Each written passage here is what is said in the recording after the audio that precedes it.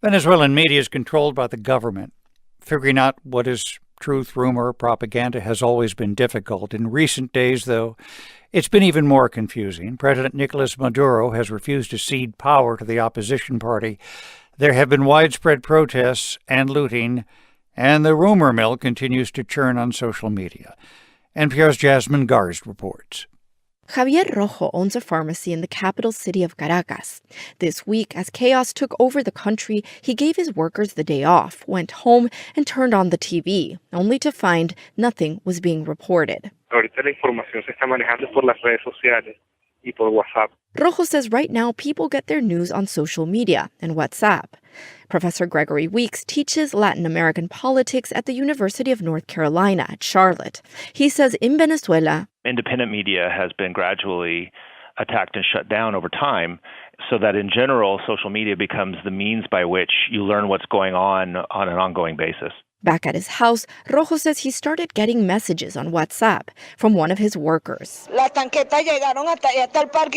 Tanks are rolling into the park, she says. They're launching tear gas. She's one of his employees. He trusts her. But then he started getting WhatsApp voice messages from people he doesn't even know. One guy who says his aunt's husband is a military officer and he swears Nicolás Maduro has resigned. Rojo is getting bombarded by fake news and wild rumors, and it's happening to a lot of people in the country. Professor Raiza Uribarri researches technology and politics at Universidad de los Andes in Venezuela. She says it's hard to trace the origins of some messages. It can be panicked citizens or the opposition. The government has also gotten savvy at digital propaganda. Un fenómeno, por ejemplo, que apenas estamos in the last few days, she says, there's been a wave of tweets in favor of the current regime, hashtag I'm with Maduro. From many accounts she and her colleagues have traced back to Turkey, a country that has backed Maduro. It's not the first time social media has been caught up in international turmoil. Last year, the military in Myanmar used Facebook to spread rumors about the Rohingya Muslim minority, eventually leading to atrocities. In Brazil's last presidential elections, misinformation about candidates spread like wildfire on WhatsApp. Just this week, WhatsApp announced it will no longer allow users to forward messages to more than 5 people.